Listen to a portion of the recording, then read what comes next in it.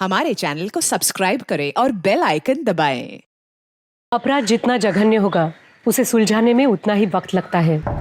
एक सर्वे के अनुसार 25% क्राइम केस 2 महीने के अंदर सॉल्व हो जाते हैं। बाकी के 75% क्राइम केस या तो क्लोज हो जाते हैं या तो ठंडे बस्ते में चले जाते हैं। ऐसे क्राइम में क्रिमिनल बहुत चालाक होते हैं और क्राइम करने से पहले ही बचने के रास्ते तैयार रखते हैं। लेकिन विक्टिम का क्या, उनके परिवार वालों का क्या? उनके हजारों सवाल मरने वाले के साथ ही चले जाते हैं।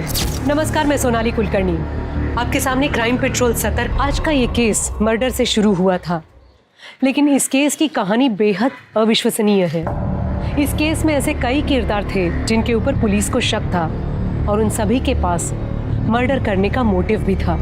हर बार जब कोई नया सुराग मिलता, पुलिस उस एंगल से केस की जांच करती, पर इसके बावजूद भी पुलिस असली गुनहगार तक नहीं पहुंच पाई थी और हर बार एक डेड एंड पर जाकर खड़ी हो जाती थी। आखिरकार पुलिस को ये केस बंद करना पड़ा। तो क्या थी इस केस की सच्चाई, और वो दूसरी हत्या जो हमने अभी देखी, वो लड़की कौन थी, उसका और उसकी हत्या का इस केस से क्या कनेक्शन था? चलिए इसकी शुरुआत करते हैं वहां से जहां से ये सब कुछ शुरू हुआ। इतना आसान नहीं है कार्तिक, एक बार जुर्म साबित हो जाए तो सजा होना पक्का है। पर पापा, अगर वो खुद ही मान ले कि उन्हें साइन को फॉर्ज किया है तो सजा कम तो हो सकती है ना? मुश्किल है।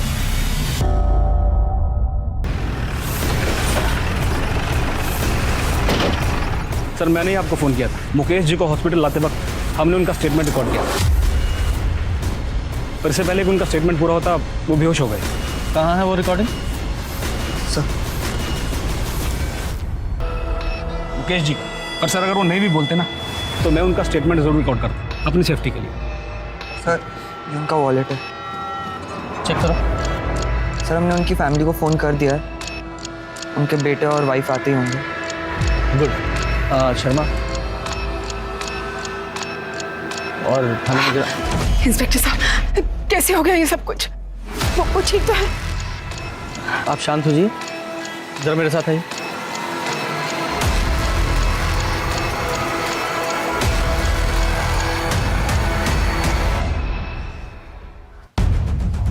ये मुकेश जी ने अपनी रिकॉर्डिंग में कहा है कि उनके पार्टनर सुरेश और नलिन, उन्होंने उन पर हमला किया है। हो सकता है बिजनेस से रिलेटेड कोई प्रॉब्लम हो।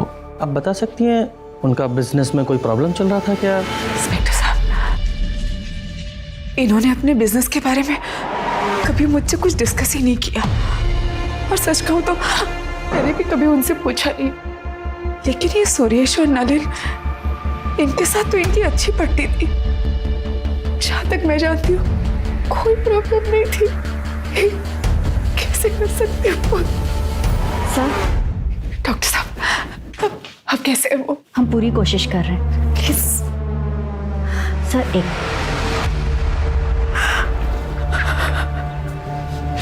ये सब क्या हो गया? सर, पेशेंट की कंडीशन काफ़ी क्रिटिकल है, बचने के चांसेस बहुत कम हैं। अगर आपको स्टेटमेंट लेनी है तो आप बात कर लीजिए। Thank you doctor. Mukesh ji, ये देखिए, ये रिकॉर्डिंग देखिए। आप बिना प्रेशर लिए सिर्फ इशारे में बताइए, क्या ये स्टेटमेंट आपने रिकॉर्ड किया अपनी मर्जी से?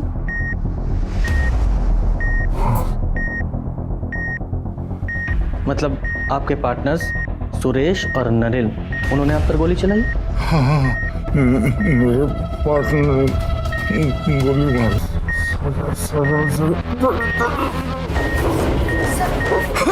आप बाहर जाइए। नर्स, बेड नीचे करो।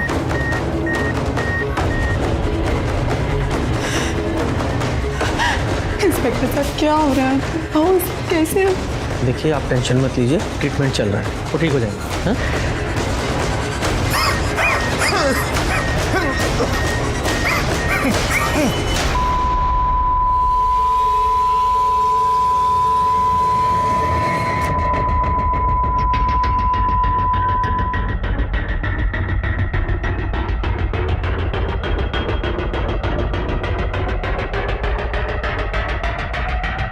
I'm sorry, he's no more.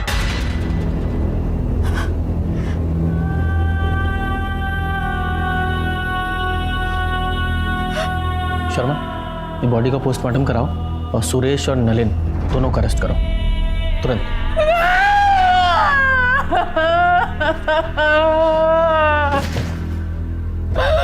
कैसे जा सकते हो?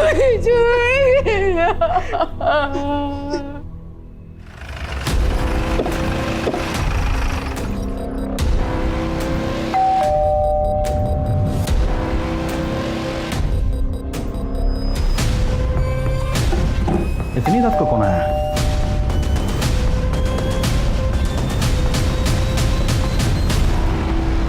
सुरेश गुप्ता। जी मैं ही सुरेश गुप्ता हूँ, पर बात क्या है? हम आपको अरेस्ट करने आए, घर की तलाशी लो। अरे एक मिनट, अरेस्ट किस लिए? मुकेश अग्रवाल की कत्ल के जुर्म में। क्या? मुकेश का मर्डर?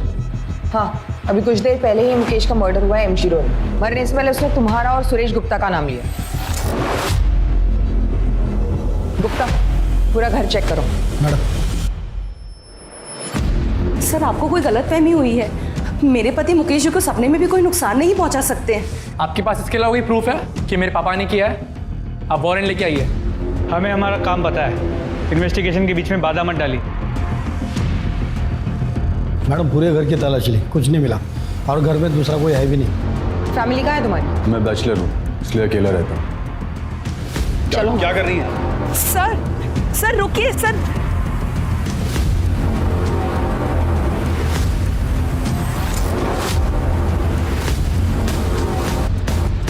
मुकेश का खून तूने किया ना? बोल बोल। मैंने बताया ना, मैंने किसी का खून नहीं किया। आवाज कम कर, झूठ बोल रहा है तू। वीडियो देखा ना तूने? मरता हुआ आदमी झूठ बोलता है क्या? हाँ? लेकिन सर ये कैसे पॉसिबल है? कल रात को मैं अपने बीवी बच्चों के साथ बर्थडे पार्टी में था। मेरे कजन के बेटे की बर्थडे पार्टी थी रेस्टोरेंट में। हमारे अलावा वहाँ 30 लोग और भी शामिल थे। आप चाहे तो उन सबसे पूछ सकते हैं। मैंने कहा ना मैं वहां नहीं था। आवाज नीची करके बात कर।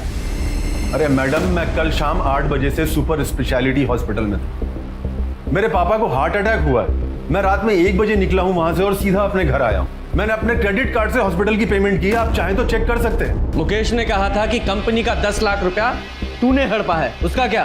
पैसे हड़पने का तो सवाल ही नहीं होता सर। पैसे मैंने नहीं बल्कि मुकेश ने लिए थे, वो भी पूरे 10 लाख रुपए, अपने दूसरे बिजनेस को बचाने के लिए। उसने कहा था कि वो 6 महीने में सारे पैसे लौटा देगा। इनफैक्ट उसने पोस्ट डेटेड चेक भी दिए थे और ये सारे पॉइंट उसने स्टैम्प पेपर में मेंशन किए थे। और तूने ऐसा क्या किया था मुकेश के साथ जो इससे भी बुरा था? सर मैंने कुछ नहीं किया है, इस बात की मैं कसम खा सकता हूँ। हम तीनों पिछले 15 साल से पार्टनर्स हैं और हमारे बीच में कभी झगड़ा तक नहीं हुआ है। इनफैक्ट हम तीनों तो हर सुख दुख में एक दूसरे के साथ कंधे से कंधा मिलाकर खड़े रहे हैं। ये एलीट बिल्डर हम पे दबाव बना रहे हैं कि ये कंपनी हम उन्हें सेल कर दें, तो तुम लोग अपने अपने शेयर निकाल लो। मुकेश हम पार्टनर्स हैं, हम इकट्ठा मिलकर फाइट करेंगे। हाँ मुकेश, हमें कोई नहीं तोड़ सकता। जब तुम लोगों में इतना ही भाईचारा था तो मुकेश ने तुम दोनों पे इल्जाम क्यों लगाया? अब सर वो मुझे नहीं पता, हो सकता है कि किसी के दबाव में आकर उसने ये बात कही हो। किसके दबाव में? वो मुझे नहीं पता सर, लेकिन सबसे बड़ा प्रूफ ये है कि उस दिन हम दोनों एमजी रोड पर थे ही नहीं। सर, सुरेश के बयान को वेरीफाई किया, वो सच कह रहा है। उस रात सच में वो बर्थडे पार्टी के लिए रेस्टोरेंट में गया हुआ था और रेस्टोरेंट के सीसीटीवी कैमरा में वो साफ नजर आ रहा है। रात के 1 बजे वो वहां से अपनी बीवी और बच्चे के साथ निकला था, तो सर चांस ही नहीं है कि रात 12 बजे वो एमजी रोड पे। और उस वक्त नलिन सुपर स्पेशलिटी हॉस्पिटल में था, जहाँ पर उसने अपना क्रेडिट कार्ड यूज किया था बिल पे करने के लिए। हमने हॉस्पिटल और बैंक दोनों से वेरीफाई किया, इसलिए पॉसिबल ही नहीं है कि वो एमजी रोड गया। सर एक चांस ये है कि किसी कॉन्ट्रैक्ट किलर को यूज किया।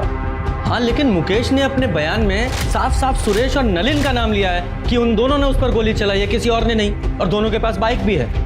लेकिन अभी तुम दोनों ने कंफर्म किया कि वो दोनों वहां थे ही नहीं। सर हो सकता है ये मुकेश झूठ बोल रहा हो। हाँ, लेकिन एक मरता हुआ आदमी झूठ क्यों बोलेगा? एक काम करो, ये परवेश और कार्तिक, इन दोनों की डिटेल्स निकालो और ये मुकेश की फैमिली के बारे में पता करो। आपस में इनमें कोई प्रॉब्लम चल रही थी क्या? मुकेश के पेरेंट्स तो 10 साल पहले ही गुजर गए थे और मुकेश अपने पेरेंट्स के इकलौते थे। कल रात तुम कहाँ थे? सर मैं अपने कमरे में मूवी देख रहा था और फिर राहुल, तेरे पापा को गोली लग गई। क्या? हॉस्पिटल से फोन आया, चल जल्दी से। मैं तो बस किचन का काम खत्म करके सोने ही जा रही थी, अचानक कार्तिक का फोन आया कि हॉस्पिटल आ जाओ। मेरी तो कुछ समझ में ही नहीं आया।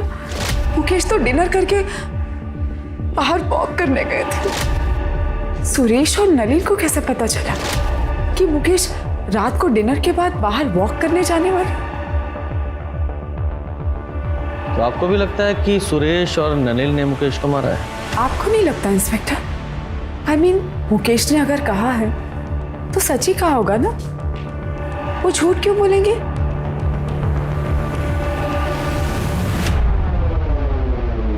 सर पोस्टमार्टम रिपोर्ट के हिसाब से मुकेश की मौत एक्सेसिव ब्लीडिंग की वजह से हुई है। सर करीब 10 फीट की दूरी से मुकेश के कंधे पे गोली चलाई गई, नीचे से ऊपर की तरफ।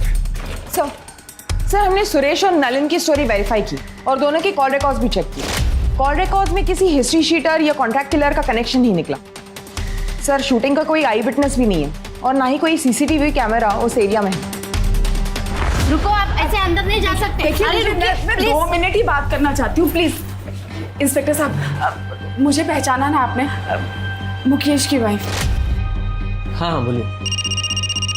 सर मैंने सुना है कि आप नलिन और सुरेश को छोड़ रहे हैं, क्या ये बात सच है? हेलो। हाँ छोड़ना ही पड़ेगा ना, क्योंकि मुकेश जी का स्टेटमेंट हमारी इन्वेस्टिगेशन के फैक्ट से मैच नहीं करता और उन दोनों के खिलाफ हमारे पास कोई पुख्ता सबूत नहीं है, इसलिए हम उन्हें ज़्यादा दिन कस्टडी में नहीं रख सकते। लेकिन सर आप भी जानते हैं खून हुआ है मेरे पति का, कुछ भी कीजिए, हाथ छोड़ रही हूँ आपके आगे। जिसने भी मेरे पति को मारा वो सबको कुछ मुझे इंसाफ चाहिए।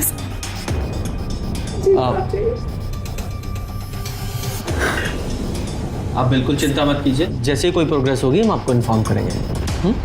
Thank you. सर इस परवेश के बारे में एक इंपॉर्टेंट इन्फॉर्मेशन मिली। ये परवेश ट्रिनिटी बिल्डर्स का मेन लॉयर हुआ करता था 1 साल पहले तक, लेकिन किसी बात को लेकर मुकेश ने उसे कंपनी से निकाल दिया। पर ये बात इस परवेश ने हमसे क्यों छुपाई कि वो मुकेश अग्रवाल को जानता था? सर आप जो कह रहे हो बिल्कुल ठीक है, पर पता नहीं उस दिन मेरे दिमाग से कैसे निकल गया कि मैं आपको बताता कि मैं मुकेश जी को जानता था। अरे ऐसे कैसे दिमाग से निकल गया? आप खुद एक लॉयर है ना, आपको कम से कम हमसे नहीं छुपाना चाहिए था, हमसे तो सच्चाई बताते हैं। जी बिल्कुल सही, पर मैं ये भी समझ सकता हूँ कि आपको इसकी वजह से मुझ पर शक भी होगा, पर आपका ये शक बेबुनियाद है। उस रात मैं और मेरा बेटा कार्तिक मेरे क्लाइंट के यहाँ शादी अटेंड करके घर वापस लौट रहे थे पवन बाग से। वहाँ से मेरे घर की दूरी करीबन 10 मिनट की थी, मगर लौटते वक्त एक ट्रक की वजह से पूरा रास्ता जाम था, तो हमने बीच का रास्ता लिया, तो हमें करीबन 15 मिनट लगे। और सर मेरे पास वो वेडिंग इनविटेशन कार्ड भी है, ये देखिए सर। आप गनीमत समझिए कि हमने ये वीडियो रिकॉर्ड कर ली, वरना आपको तो हम पर शक होता। अच्छा एक बात बताइए, मुकेश ने आपको अपने कंपनी से क्यों निकाला था? एक्चुअली सर एक डिस्प्यूटेड लैंड था जिस पर 5-6 अलग अलग पार्टीज का हक। मुकेश जी चाहते थे कि मैं इलीगली वो ज़मीन उनके नाम पर करवा दूँ। अरे वो 5-6 लोग हैं, लोअर मिडिल क्लास, उन्हें डरा धमका के भगा दूंगा मैं, वो अपना क्लेम वापस कर लेंगे, तो मैंने उसे तैयार करो। नहीं मुकेश, ये सब इलीगल है, नहीं करूँगा। तो आज के बाद तुम्हारी जरूरत भी नहीं है मुझे, तुम जा सकते हो। सर मुकेश जी ने अपने छोटे से लालच की वजह से 10 साल पुराना रिश्ता 1 मिनट में तोड़ दिया, तो मैंने भी कंपनी छोड़ दी और कभी पलट कर नहीं देखा। सर अगर मुझे ही बदला लेना होता तो मैं इतना लंबा इंतजार क्यों कर, बताइए आप। सर परवेश ने जो कहानी बताई थी वो करेक्ट है। वो लोग उस रात सच में शादी में गए हुए, शादी के वीडियो फुटेज में वो लोग साफ नजर आ रहे हैं। और सर उस रात हाईवे पे सच में ट्रैफिक जैम था जैसे परवेश ने बताया था, इसीलिए उन्होंने अंदर का रास्ता लिया। सर हमने सुरेश और नलिन की स्टोरी वेरीफाई की, सब सच बोल रहे। 6 महीने की इन्वेस्टिगेशन और सभी संदिग्धों पर नजर रखने के बाद भी जब पुलिस के हाथ कुछ नहीं लगा तो पुलिस ने इस केस को बंद कर दिया, पर नियति को कुछ और ही मंजूर था।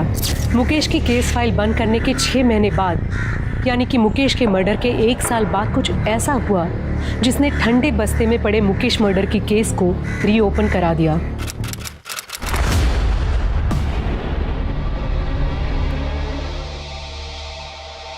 फ़ोन जो उस बंगले में मिला था अनलॉक हो गया, ये फ़ोन उसी का है। सर कॉन्टैक्ट लिस्ट में नाम देखिए, 3+ builders office, Mukesh Agarwal sir, Suresh Gupta sir, Nalin Sukhane. Mukesh Agarwal murder case? हाँ सर, और जिस बंगलों में हमें साक्षी व्यास की बॉडी मिली वो भी 3+ बिल्डर्स के नाम पर ही रजिस्टर्ड है। इन दोनों पार्टनर से फिर से मुलाकात करनी पड़ेगी। जी हाँ, हम साक्षी को जानते हैं, हमारे यहाँ अकाउंट डिपार्टमेंट में काम करती है। मर्डर हुआ है उसका, वो भी आपकी कंपनी के बंगले में। क्या मर्डर हो गया? जी। लेकिन कल तो वो ऑफिस आई थी, आज नहीं आई, तो हमें लगा कि शायद अपनी माँ की देखभाल के लिए छुट्टी ले ली होगी। साक्षी की माँ नूतन बीमार रहती है, वो अपने बिस्तर से उठ तक नहीं सकती है। अच्छा एक बात बताइए, उसे कोई परेशान वगैरह तो नहीं कर रहा था? नहीं। उसका कोई अफेयर वगैरह? नहीं ऑफिसर, ऑफिस में तो ऐसा कुछ नहीं था। और वो बाहर क्या करती है वो हमें नहीं पता, लेकिन हाँ व्यवहार में अच्छी थी और काम भी अच्छा करती थी। उसके घर का एड्रेस दीजिए, और हाँ आपके स्टाफ से पूछताछ करनी है। हाँ श्योर। साक्षी ने अपने पर्सनल लाइफ के बारे में कभी आपसे कोई बात की है? नहीं सर, वो अपने आप में रहती थी, कभी किसी से ज़्यादा घुलती मिलती नहीं थी। साक्षी के बारे में हम ज़्यादा कुछ नहीं जानते सर।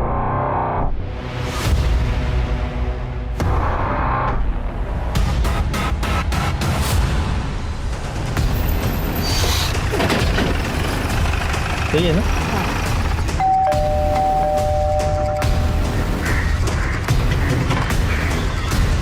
क्या हुआ सर? वो हमें साक्षी की माँ से मिलना है। नूतन जी तो बिस्तर पे है और उनकी बेटी साक्षी ऑफिस में होगी। क्या बात है इंस्पेक्टर? साक्षी का मर्डर हुआ। क्या? हे भगवान, नूतन जी का क्या होगा? साक्षी तो कितनी प्यारी बेटी थी। मेरे पास इमरजेंसी चाबी उन लोगों ने देके रखी है, मैं अभी लेके आती हूँ।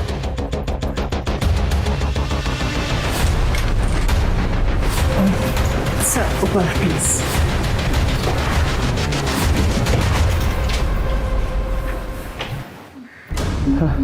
गुप्ता, डॉक्टर को फोन करो। सर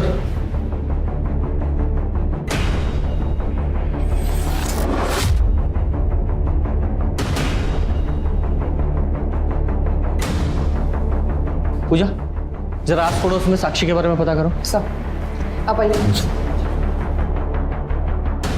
हाँ जी, आप ठीक है? पानी पिएंगे? भगवान साक्षी जैसी बेटी सबको दे। इतना साल से उसकी माँ बीमार रहती थी कि 3 साल पहले उन्होंने बिस्तर ही पकड़ ली, पर साक्षी, उसने कभी हिम्मत नहीं हारी। मैंने तो साक्षी से कहा भी था कि अपनी माँ को ओल्ड एज होम में शिफ्ट कर दी। माँ की सेवा मेरे जैसे और कौन करेगा रंजना आंटी, और जब तक मैं हूँ मैं किसी और से माँ की सेवा क्यों करवाऊँ? क्या साक्षी को कोई परेशान करता था, या फिर किसी से लड़ाई हुई हो, या फिर उसका कोई अफेयर वगैरह? नहीं नहीं मैडम, हमारा मोहल्ला तो बहुत सेफ है, और साक्षी को नूतन जी की सेवा और उसकी नौकरी में से फुर्सत ही कहाँ मिलती थी जो वो कोई अफेयर करे। तो इसका मतलब ये साक्षी एक आइडियल बेटी थी, एक अच्छी पड़ोसी भी थी। हाँ सर, मेरी राजीव सर से भी बात हुई, उन्होंने कहा कि साक्षी ऑफिस में भी बहुत अच्छे से काम करती है।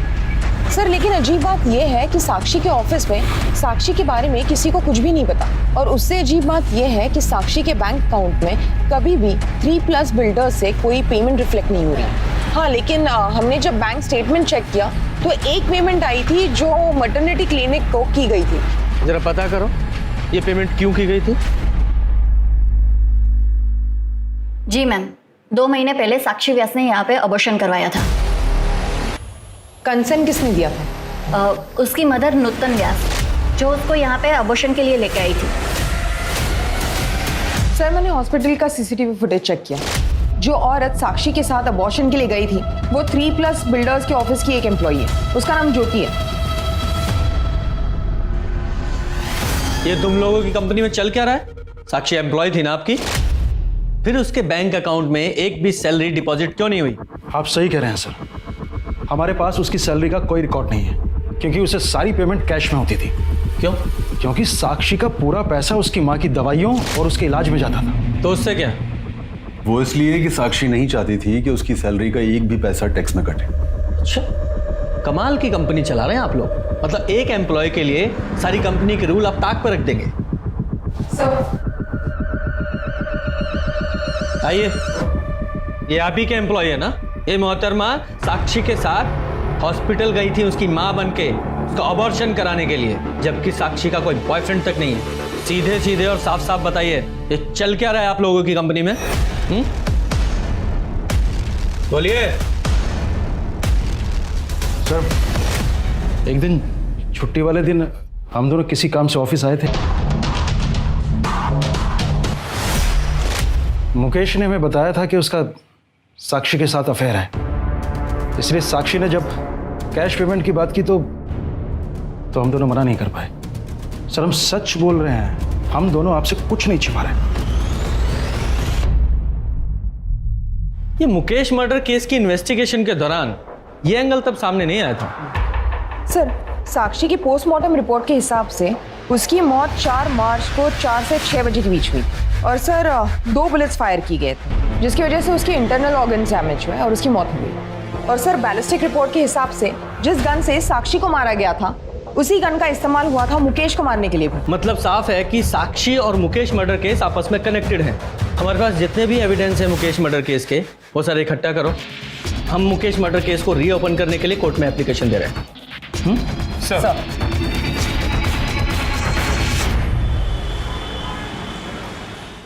सर, कोर्ट ने मुकेश अग्रवाल मर्डर केस को रीओपन करने की मंजूरी दे दी है।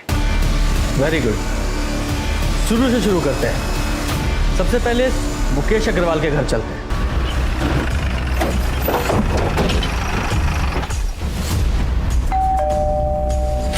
अलका अग्रवाल से मिलना नहीं है, बाहर गई है। तुम कौन हो? नीति अग्रवाल, मुकेश अग्रवाल की बेटी। लीजिए, आ गई आपकी अलका मैडम।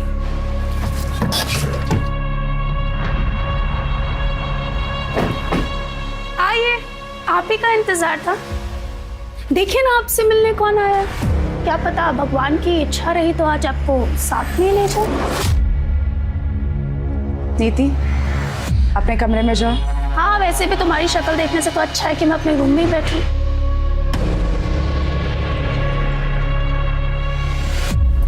इंस्पेक्टर साहब, नीति के बिहेवियर के लिए मैं आपसे माफ़ी चाहती हूँ। नीति मुकेश और मुकेश की पहली पत्नी प्रेरणा की बेटी है। मुकेश ने प्रेरणा को 6 साल पहले डिवोर्स देके मुझसे शादी कर ली थी, इसीलिए नीति थोड़ा चिढ़ती है मेरे से। तो फिर ये राहुल तो 22 साल का है। दरअसल मुकेश और मेरे रिलेशन के बारे में हमने प्रेरणा को कभी कुछ नहीं बताया था, लेकिन 6 साल पहले प्रेरणा को हमारे रिलेशनशिप के बारे में पता चल गया और प्रेरणा ने मुकेश से डिवोर्स ले लिया। उसके बाद डिवोर्स देकर वो नीति को भी यतीम बनाकर जाने कहाँ चली गई। और नीति उस वक्त वो सिर्फ 20 साल की थी और उसे ये लगता था कि उसके पेरेंट्स के डिवोर्स का सबसे बड़ा कारण मैं ही हूँ। और नीति भी इस सदमे को बर्दाश्त नहीं कर पाई और ड्रग्स में धंसती चली गई। मुकेश की पहली पत्नी प्रेरणा वो कहाँ है? उसके बारे में मुझे कुछ नहीं पता। हाँ, इतना कह सकती हूँ कि जब तक मुकेश जिंदा थे वो हर महीने प्रेरणा को कुछ पैसे भेजा करते थे। तो मुकेश का अफेयर तो उसकी कंपनी के अकाउंटेंट साक्षी के साथ भी था, उसका भी ख्याल रखते थे वो। साक्षी? कौन साक्षी? माफ कीजिए, मैंने तो ये नाम कभी सुना ही नहीं है। मैं नहीं जानती इस लड़की को कौन है ये। झूठ क्यों बोल रही है? सबको पता है कि मेरा बाप कितना घटिया और कितना गिरा हुआ इंसान। नीति, तू चुप कर। सर, मेरे बाप ने पहले इस कमीनी के लिए मेरी माँ को छोड़ा और फिर तीसरा अफेयर चलाया साक्षी के साथ, और जैसे ही इसको पता चला इसने। खबरदार जो मुझसे झूठ खाता। सब समझ में आ रहा है मुझे। कौन है ये साक्षी? उसी की वजह से आजकल संडे को भी आपको ऑफिस में काम आ जाता है। ऑफिस में वर्कलोड है तो काम करूंगा ना। झूठ मत बोलिए मुझसे। यही एक्सक्यूजेस तुम प्रेरणा को दिया करते थे मेरे लिए। आज वही झूठ आप साक्षी के लिए मुझे बोल रहे हो। आप साक्षी, ऐसा कुछ भी नहीं हुआ था। तो जाने नशे में क्या क्या इमेजिन करती रहती है। और सच तो ये है कि ये तो हमेशा यही चाहती थी कि हम लोगों में हमेशा झगड़े होते रहे। झूठ बोलना बंद करो। सर, अगर आपको मेरी बात पे यकीन नहीं है ना तो राहुल से पूछ लीजिए। नीति, क्यों मेरा घर बर्बाद करने पे तुली पड़ी है तू? घर बर्बाद मैंने किया या तूने हमारा घर बर्बाद किया?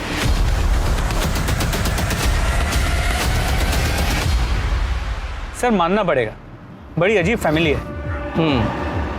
शर्मा, इस राहुल और इसकी मालका दोनों पे नजर रखो, और साथ ही इस नीति पर भी, क्योंकि हो सकता है इस नीति ने नफरत, लालच या फिर नशे में ये सब किया हो।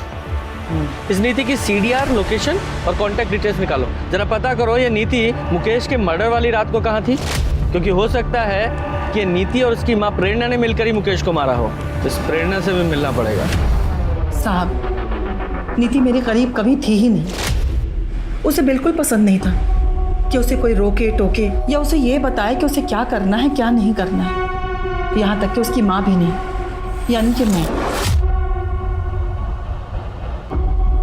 जब मुकेश ने मुझे छोड़ा तो नीति के इसी बिहेवियर के कारण मुझे नीति को छोड़ना बहुत आसान हो गया था। आपको मुकेश अग्रवाल के मर्डर के बारे में पता है? साहब, ये कैसी बातें कर रहे हैं आप? ऑफ कोर्स पता था।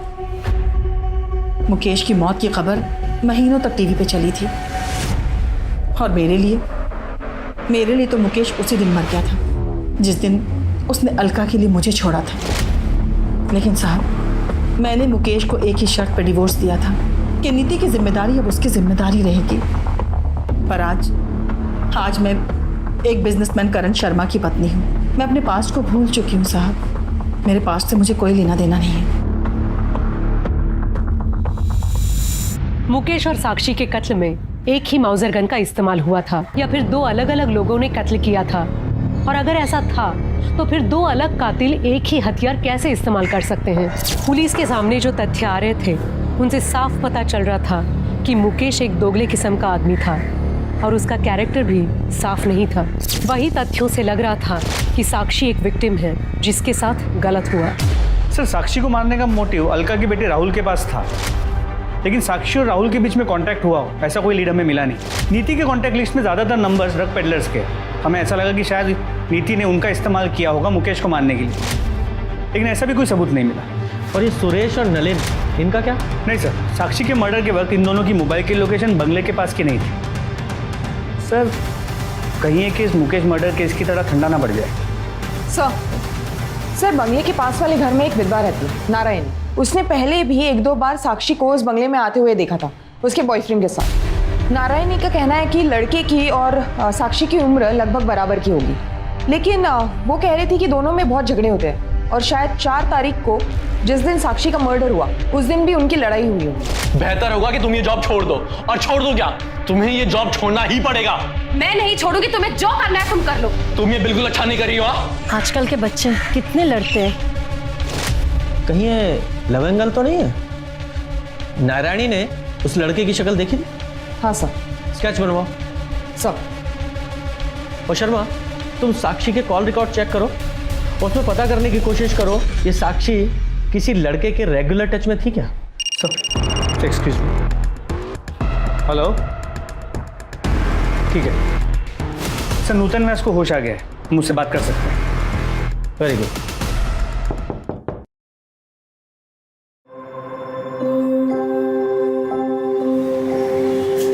नमस्ते सर, आप लोग? साक्षी कहाँ है?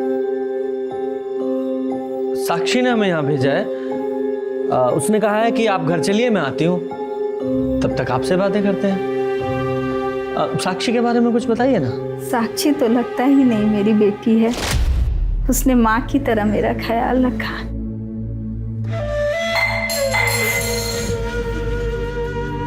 माँ, आप क्यों परेशान हो रहे हो? मुझे बोल दिया होता। ऐसा लगता है मैंने नहीं, उसने मेरी परवरिश की। उसने मुझे कभी अकेला नहीं छोड़ा। उसके रहते मुझे अपने स्वर्गवास पति की कभी याद नहीं आई। बहुत ही खुश मिजाज, जिंदा दिल और हंसमुख है मेरी बेटी, लेकिन उन दोनों कमीनों ने मेरी बेटी की जिंदगी बर्बाद कर दी। किन्होंने?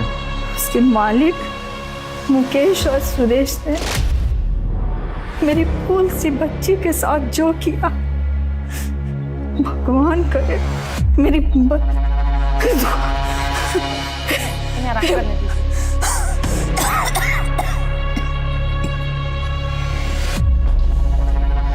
शर्मा, इस सुरेश को अरेस्ट करने की तैयारी करो। बोल, साक्षी को क्यों मारा? नहीं मारा मैंने साक्षी को। ये ऐसे नहीं बताएगा, जरा इसकी और खातिरदारी करो तब बताएगा। नहीं सर, मैं मानता हूँ कि उस दिन जब मुझे लगा जब वो मुकेश के साथ सो सकती है तो फिर मेरे साथ क्यों नहीं, इसलिए एक दिन मैंने उसे किसी काम में उलझाए रखा। और जब सब ऑफिस से चले गए और उसके और मेरे अलावा ऑफिस में कोई नहीं बचा, तब सर ये मैंने आउटस्टैंडिंग अमाउंट की डिटेल्स मेल कर दी। सर मैं मानता हूं कि मैंने साक्षी का कई बार फायदा उठाया है, लेकिन मैंने उसे नहीं मारा है सर। एक मजबूर लड़की को उसकी मां की बीमारी का बहाना बनाकर तूने ब्लैकमेल किया। भले ही ये कंफर्म नहीं हुआ है कि साक्षी को तूने नहीं मारा, लेकिन ये कंफर्म है तूने उसे एक्सप्लॉइट किया। यही रखो इसे। सर नारायणी के हिसाब से यही वो लड़का है जो साक्षी के साथ उस बंगले में आता था।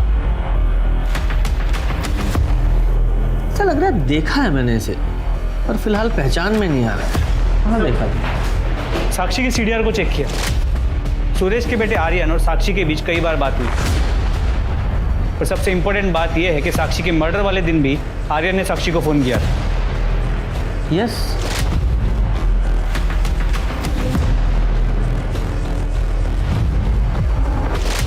ये आर्यन है। शर्मा ये देखो इसका हेयर स्टाइल। आर्यन ही वो लड़का है जो साक्षी से मिलने वो कंपनी के बंगले में जाता था।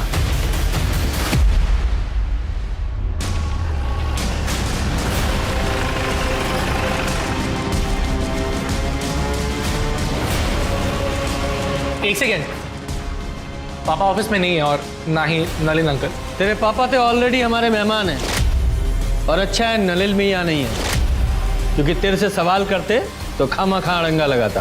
क्या मुझसे सवाल? क्यों? केबिन में बात करें? केबिन में क्यों? यहीं कीजिए, सबके सामने। ठीक है, अगर तुझे प्रॉब्लम नहीं है तो यही पूछ लेते हैं। साक्षी को तू कितनी अच्छी तरह से जानता था? साक्षी मैं नहीं जानता था। झूठ बोलता है। इस कंपनी में एम्प्लॉय थी वो, और बोलता है नहीं जानता। हाँ मतलब मैं उसे एम्प्लॉय की तरह जानता हूँ, बट पर्सनली नहीं। तो फिर कंपनी के बंगले में उससे क्यों मिलने जाता था? एक सेकेंड, क्या बोले जा रहे हैं आप? कुछ ही मत बोलिए आप। कुछ भी नहीं बोल रहा हूँ। आई विटनेस है हमारे पास, जिसने तुझे और साक्षी को उस बंगले में कई बार देखा था। 4 मार्च को जिस दिन साक्षी का मर्डर हुआ, तेरे फोन की लोकेशन उसी बंगले के पास की है। बोल, क्यों मारा साक्षी को? क्यों मारा? बताओ वरना यहीं हड्डियां तोड़ूंगा मैं तेरी, वो भी सबके सामने। बोल। और क्या करता मैं सर? मैंने उस साक्षी को कितनी बार वार्न किया, उससे भीख तक मांगी कि वो मेरे पापा से नहीं मिले, पर वो मेरी एक नहीं सुनती थी। मेरी माँ उसकी वजह से कितना परेशान हो रही थी। नहीं, कहाँ था मतलब? ऑफिस में तो नहीं थे। सारे दिन ऑफिस में रहता हूँ क्या? बाहर मीटिंग्स भी होती हैं। हाँ, ऑफिस में साक्षी के साथ मीटिंग के लिए जगह नहीं मिलती तो बाहर मीटिंग करते हो।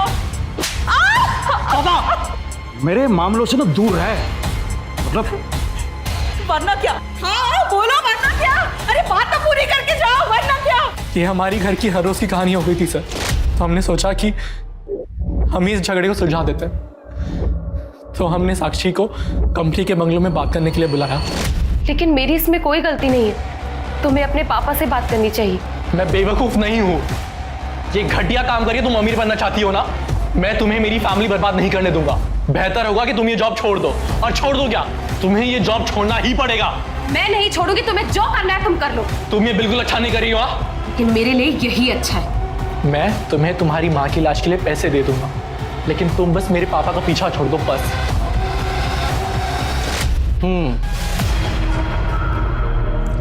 तो उस बंगले के पास में रहने वाली नारायणी को लगा कि तुम दोनों की लड़ाई 2 प्यार करने वालों की नोकझोंक है, और तुम दोनों की आपस में लड़ाई हुई थी ना। साक्षी को मुझ पर विश्वास नहीं था। उसे लगता था कि मैं अपना प्रॉमिस नहीं निभाऊंगा, इसलिए उसने पापा से मिलना बंद नहीं किया। दिन पे दिन मेरे घर के हालात और ख़राब होते जा रहे थे, तो फाइनली मैंने गन का सहारा लिया। गन कहाँ से मिली? पापा की कार की सीट से। मुकेश अंकल की मौत के अगले दिन जब मैं हर रोज की तरह जॉगिंग पे जा रहा था, इसलिए पापा के डर से मैंने उस गन को सेफ जगह छुपा दिया। लेकिन सर स्ट्रेंजली पापा ने कभी उस बारे में जिक्र ही नहीं किया। कभी कभी तो मेरा मन करता था कि मैं पापा को ही मार दूं मैं, लेकिन पापा को मार के मेरी माँ को विधवा बना के सर मेरी प्रॉब्लम सॉल्व नहीं होती। तो मैंने फाइनली सोचा कि मैं एक आखिरी बार साक्षी को मिलता हूँ, और हम फाइनली 4 मार्च को 6 बजे मिले। मैं अंदर नहीं जाऊंगी, तुम्हें जो बोलना है यही बोलो, और मैं इस जगह दोबारा नहीं आऊंगी। ठीक है, तो इसे मेरी फाइनल वार्निंग समझ ले और मेरे बाप से मिलना छोड़ दे। तो तू अपने बाप से क्यों नहीं बोलता कि वो मेरा इस्तेमाल करना छोड़ दे? मैं नहीं बोल सकती क्योंकि वो मेरी जरूरतें पूरी करता है और मैं उसकी। चुप हो जा, झूठ बोल रही है तूने फंसाया मेरे बाप को, पैसों की भूखी है तू। तो अपने बाप से जाकर पूछना, हो सकता है तेरी माँ को ऐसे ही फंसा के लेकर आया हो, जबरदस्ती शादी की हो, और तेरी माँ ने भी उसके साथ पैसों के लिए शादी की हो। सर मैं किसी गन के बारे में कुछ नहीं जानता हूँ, मेरे पास कोई गन नहीं है। झूठ मत बोल, तेरे बेटों को तेरी गन तेरी कार में से मिली थी। अब झूठ मत बोल और सच बता। मैं सच बोल रहा हूँ सर, मुझे नहीं पता कि मेरी कार में गन कहां से आई। सर अगर आप मुझे मारना चाहते हैं तो मार दीजिए, लेकिन मैं सच कह रहा हूं, मुझे नहीं पता कि गन कहां से आई।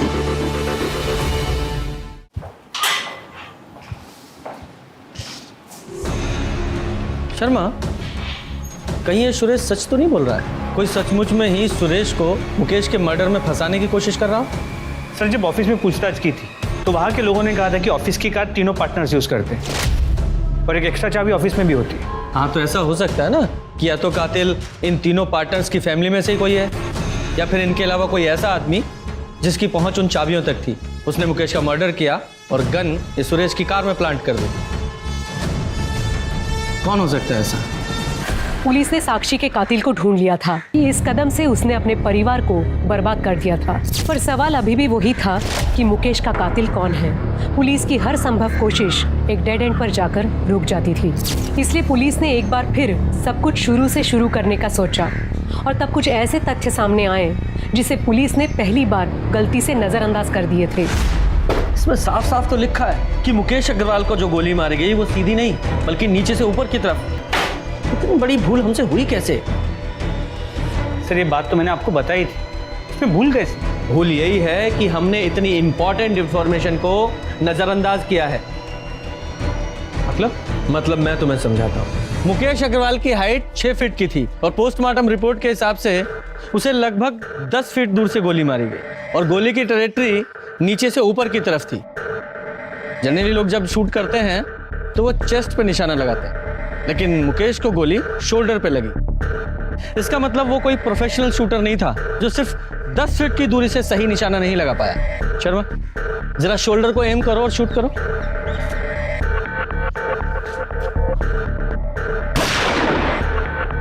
Very good. गुप्ता, अब तुम वहां जाओ और शोल्डर को एम करके शूट करो। सर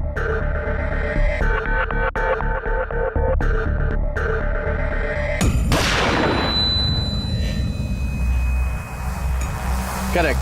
शर्मा, जरा इधर आओ, ये देखो, ये वो टारगेट है जो तुम्हारी बुलेट से हिट हुआ।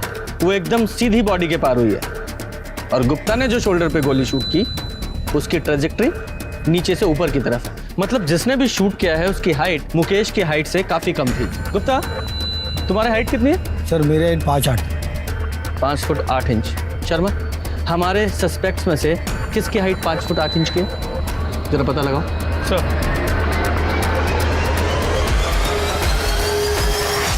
मुकेश मर्डर केस के सारे सस्पेक्ट, सुरेश, उसकी पत्नी काजल, का बेटा आर्यन, मुकेश की पहली पत्नी प्रेरणा, उसकी बेटी नीति, मुकेश की पत्नी अलका, और वो लॉयर परवेश और उसका बेटा कार्तिक, किसी की भी हाइट मुकेश की हाइट से या तो ज्यादा है या उसके बराबर है या बहुत कम है।